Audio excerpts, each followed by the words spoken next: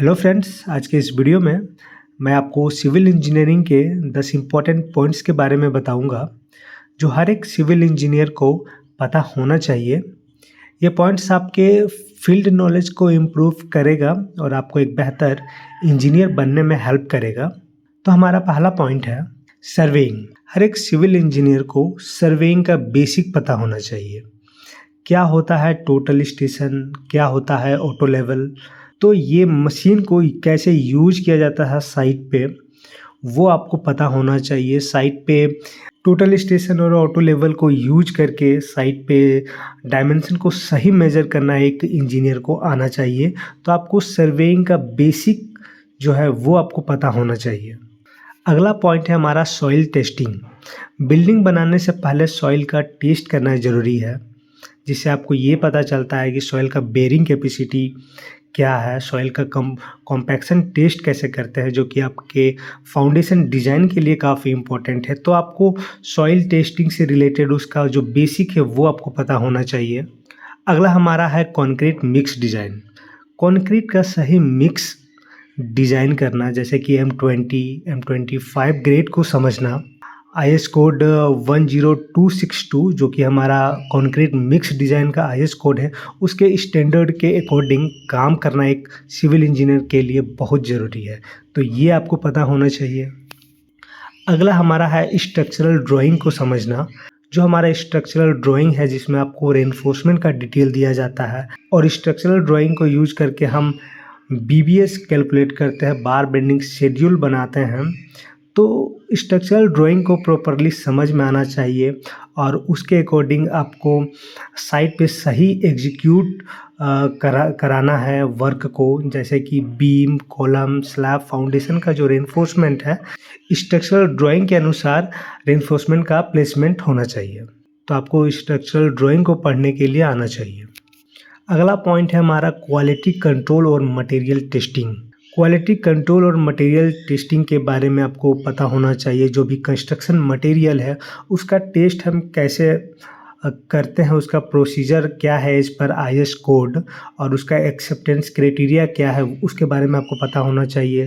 जैसे कि कंक्रीट का स्लम टेस्ट हम कैसे करते हैं, क्यूब टेस्ट कैसे करते हैं, मटेरियल का क्वालिटी हमें पता करना है। जैसे कि सैंड जो हमारे साइट पे यूज हो रहा है, उसका सिल्ट कंटेंट टेस्ट कैसे होता है, उसका सीव एनालिसिस कैसे होता है। जो भी एग्रीगेट साइट पे है उसका हम सीव एनालिसिस कैसे करते हैं। तो मटेरियल का टेस्टिंग और आपको क्वालिटी का बेसिक्स आपको पता होना चाहिए, जो एक हर एक सिविल इंजीनियरिंग का डेली वर्क का एक पार्ट होता है। तो इसके बारे में आपको पता होना चाहिए। अगला पॉइंट है हमारा एस्टिमेशन एंड कॉस्टिंग। प्रोजेक्ट का एक्यूरेट कॉस्ट का एस्टिमेशन करना और बजट मैनेज करना एक बहुत इम्पॉर्टेंट प्लानिंग स्किल है।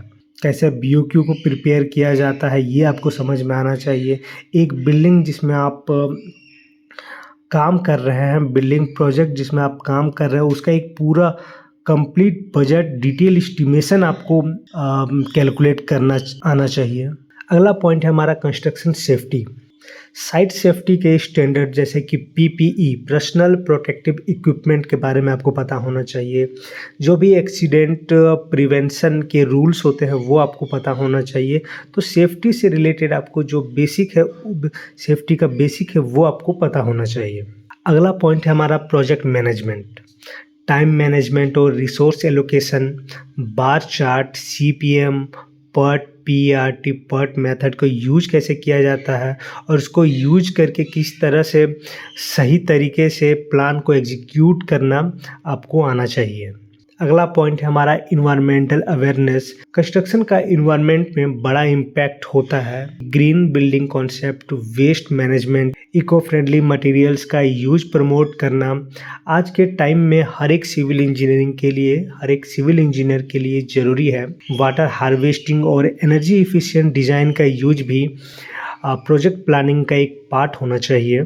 तो इस इन्वायरमेंटल अवेयरनेस का बेसिक्स आपको पता होना चाहिए।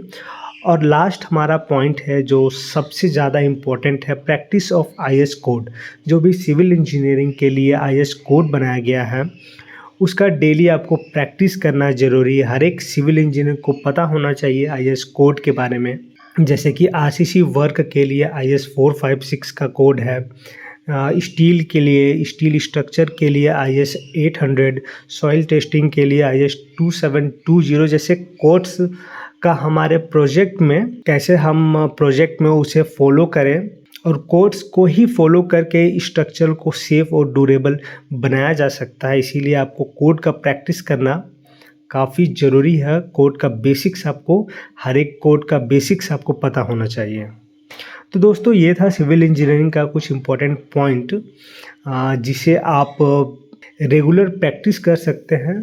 तो अगर आपको ये वीडियो हेल्पफुल लगा हो तो आप लाइक करें और अपने फ्रेंड्स के साथ शेयर करें और चैनल को सब्सक्राइब करें। अगर आपको इस तरह का और भी वीडियो देखना है तो बहुत बहुत धन्यवाद।